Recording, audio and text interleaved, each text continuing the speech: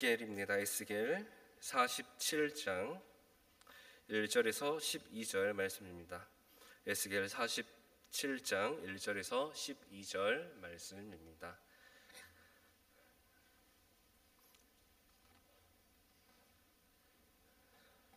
제가 1절, 여러분이 2절 이렇게 교독하면서 하나님의 말씀을 봉독하겠습니다. 마지막 12절은 함께 봉독하겠습니다. 저부터 봉독하겠습니다. 그가 나를 데리고 성전 문에 이르시니 성전의 앞면이 동쪽을 향하였는데 그 문지방 밑에서 물이 나와 동쪽으로 흐르다가 성전 오른쪽 제단 남쪽으로 흘러 내리더라.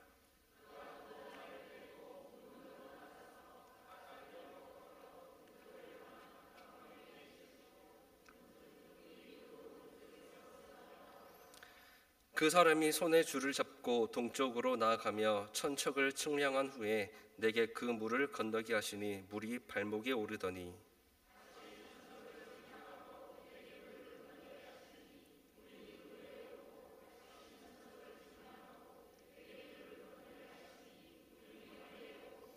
다시 천척을 측량하시니 물이 내가 건너지 못할 강이 된지라.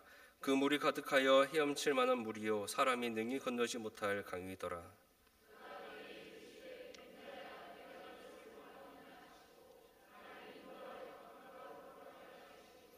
내가 돌아가니 강 좌우편에 나무가 심이 많더라.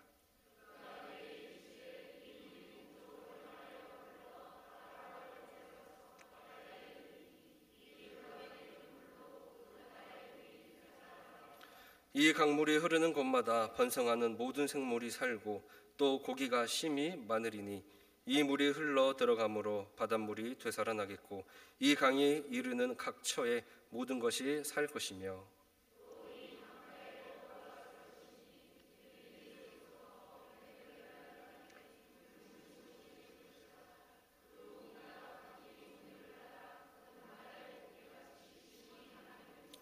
그 진펄과 개펄은 되살아나지 못하고 소금 땅이 될 것이며 강 좌우가에는 각종 먹을 과실나무가 자라서 그 잎이 시들지 아니하며 열매가 끊이지 아니하고 달마다 새 열매를 맺으리니 그 물이 성소를 통하여 나옴이라.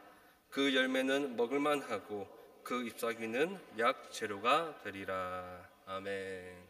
우리 옆 사람과 인사하겠습니다. 사랑합니다. 한 번 더 인사하겠습니다. 더위를 이깁시다. 요즘 날씨가 진짜 한숨이 나올 정도로 너무 뜨겁더라고요.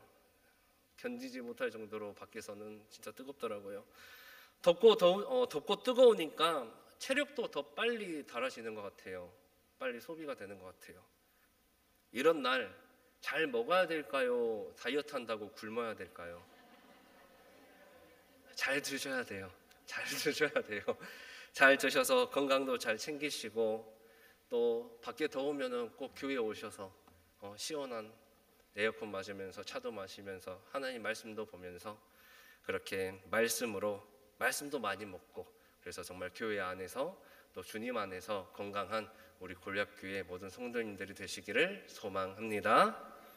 오늘 하나님의 말씀은 하나님께서 에스겔 선지자에게 보여주신 환상을 통하여 하나님의 은혜와 그리고 생명이 어떻게 흘러가는지 함께 은혜를 나누고자 합니다. 에스겔에게 환상을 보여주신 이 시기는 이스라엘의 가장 어두운 시기, 바로 바벨론 포로 시기였습니다. 모든 것이 무너졌어요. 모든 것이 무너지고 나라의 영광도 사라지고 성전도 무너졌죠. 성전도 무너지고 참담하고 힘들고 사람의 마음도 메말라 버린 그런 때였어요. 이런 상황 가운데 하나님은 에스겔에게 성전에서부터 생명의 물이 흘러나오는 환상을 보여주셨습니다.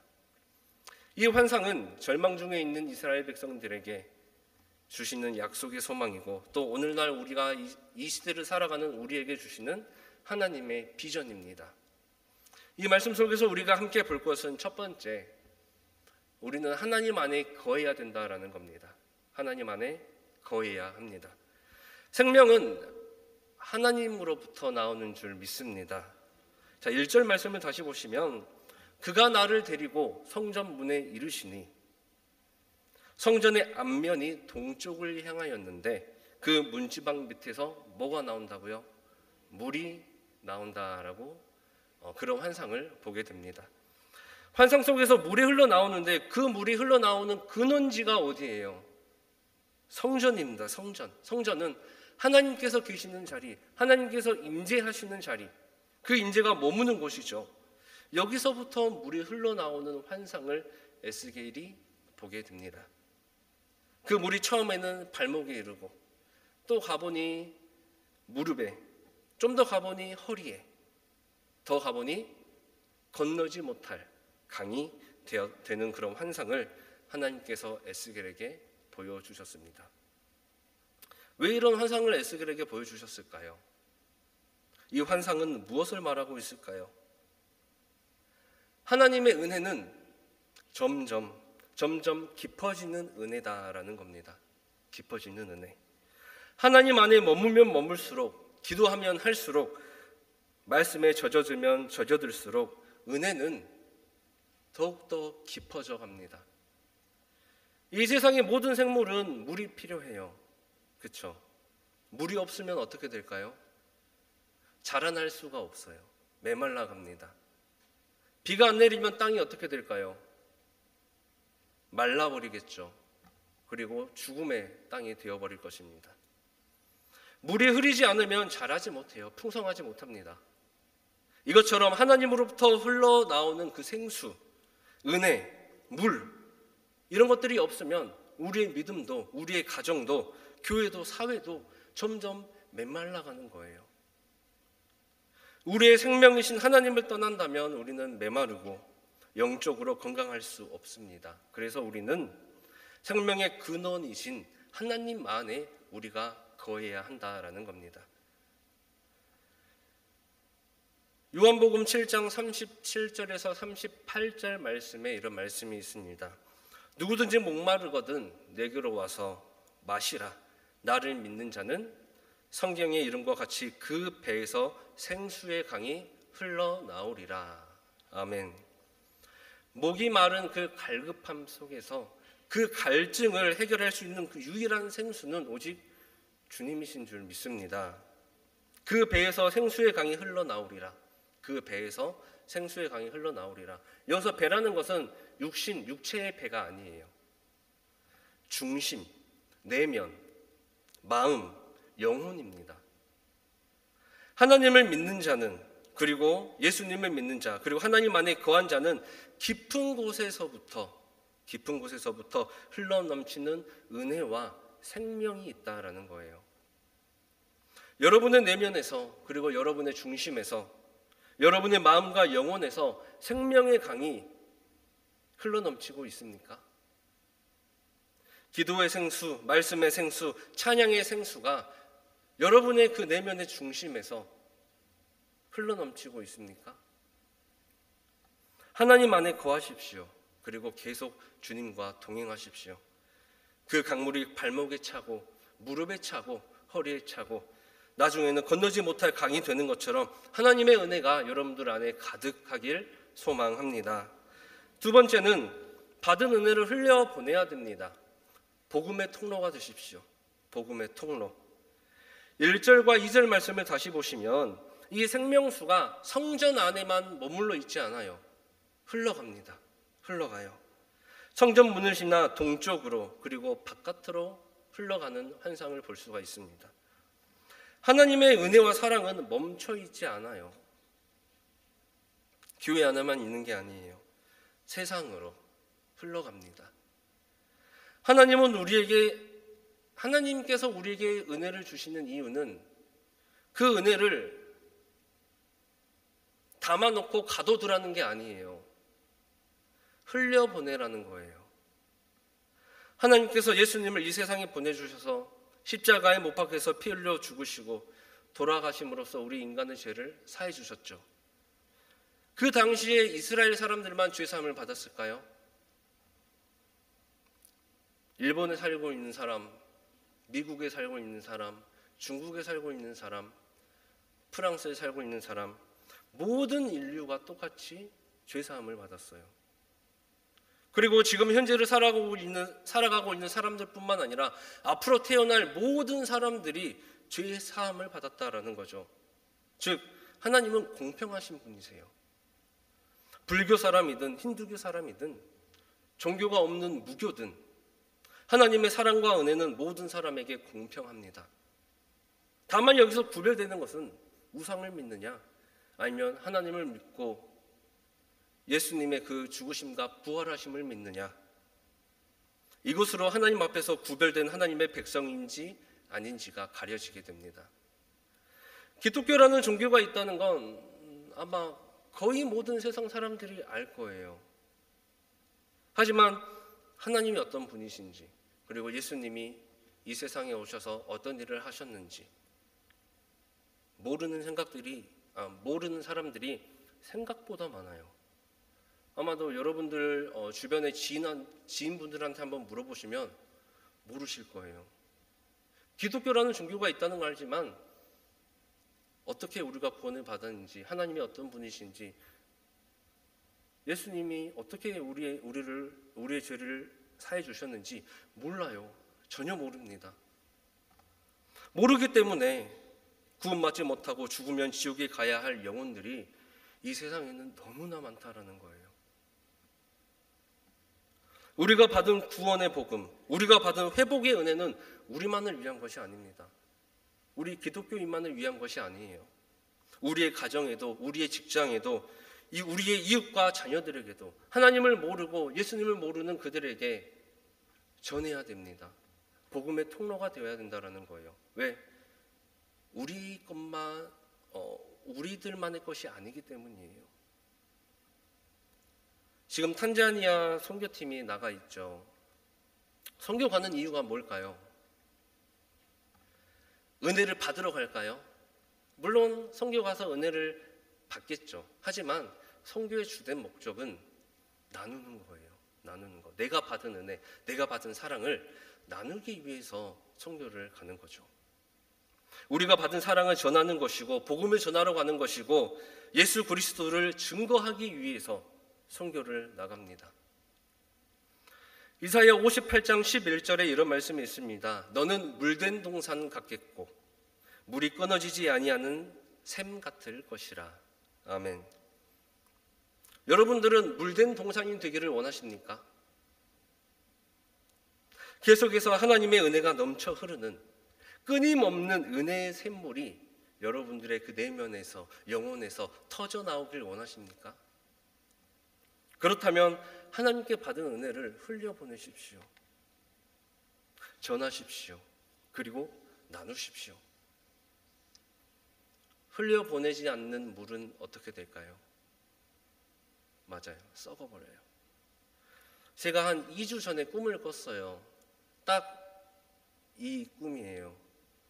강단에 서서 설교를 하고 있었고 수없이 많은 성도분들이 앉아 계셨어요. 그 성도분들에게 제가 똑같이 물어봤습니다. 여러분, 물이 고이면 어떻게 되겠습니까? 라고 물어봤어요. 그리고 제가 막 화를 냈어요. 썩어버린다고 막 하면서 막 화를 내는 그런 꿈을 꿨는데 이 꿈속에서 제가 이런 생각을 했어요. 사람들이 신앙생활하는 모습이 너무나 안타까웠던 거예요. 그 꿈속에서. 그래서 인간에게 은혜를 베풀어 주시는 그 하나님이 불쌍하다라는 생각이 들더라고요. 꿈에서. 우리 인간이 뭐길래? 창조주 되시는 하나님께서 뭐가 아쉽다고, 그렇죠? 우리 인간을 이토록 사랑하시고 한없는 끝없는 은혜를 베풀어 주시는지. 내가 받은 그 은혜 안에 갇혀서 썩어버리지 마십시오.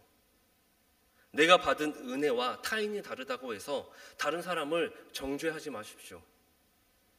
그저 흘려보내고 사랑하십시오.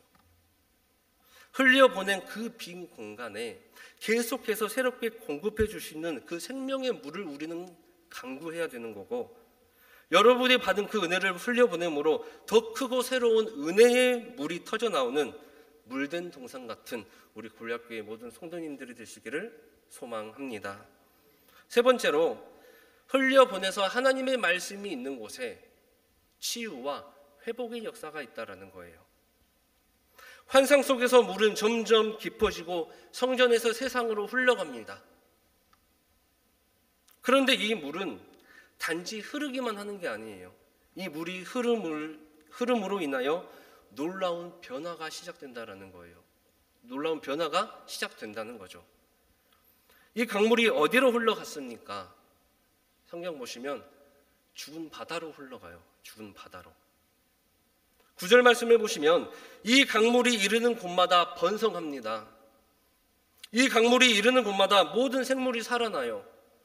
고기도 많아지고 바다가 되살아납니다. 12절을 보시면 강 좌우에는 각종 먹을 과실 나무가 자라고 잎이 시들지 않으며 열매가 끊이지 않고 달마다 새 열매를 맺습니다. 하나님의 은혜의 강물이 흐르는 곳에 변화가 일어난다라는 거예요. 회복이 일어난다라는 겁니다. 치유의 역사가 일어난다라는 거예요. 에베소서 2장 1절에 바울은 이렇게 말합니다. 그의 허물과 죄로 죽었던 너희를 살리셨도다. 아멘. 말씀과 기도가 메말라 있습니까? 처음 겪었던 그 첫사랑 잊어버리셨습니까? 혹시 옆에 사람을 용서하지 못한 그 상처가 마음을 짓누르고 있습니까? 자녀와의 관계가, 부부간의 관계가, 하나님과의 관계가 무너져 있지는 않습니까? 변화가 필요하십니까? 회복이 필요하십니까? 치유가 필요하십니까? 하나님의 임재가 필요하십니까? 그곳에 하나님의 은혜가 흐를 수 있도록 기도하십시오. 절대로 회복되지 못할 것 같은 그 상황에서도 하나님은 새 일을 이뤄나가시는 분이신 줄 믿습니다. 죽은 심령이 살아나고 메마른 땅이 회복되고 죽은 바다가 살아나고 죽음 가운데 다시 생명이 싹트게 될 줄 믿습니다. 상황과 환경, 계절과 고난에 지배받지 마십시오. 이런 것들에 의해서 지배를 받는 인생이 아니라 언제나 새롭게 흘러넘치는 하나님의 은혜와 언제나 함께함으로 하나님 안에 머무르고 또 하나님의 은혜가 흘러넘치는 물된 동상 같은 우리 골략교회와 또 골략교회 성도 여러분들이 되시기를 축원드립니다. 기도하겠습니다. 사랑과 은혜가 풍성하신 하나님 아버지, 오늘 에스겔에게 보여주신 생명의 강물 환상을 통하여 하나님의 은혜가 어떻게 흘러가야 하는지를 깨닫게 하심에 감사드립니다. 우리가 하나님 안에 거하게 하시고 또 주님의 생수로 매일매일 우리의 심령이 적셔지게 하여 주시옵소서. 기도로, 말씀으로, 찬양으로 더욱 깊은 은혜 가운데 나아가게 하시고 우리가 받은 은혜를 우리 안에만 가지고 있는 것이 아니라 이웃과 세상 속으로 흘려보내는 복음의 통로가 되게 하여 주시옵소서. 우리를 구원하신 예수님의 이름으로 기도드립니다. 아멘.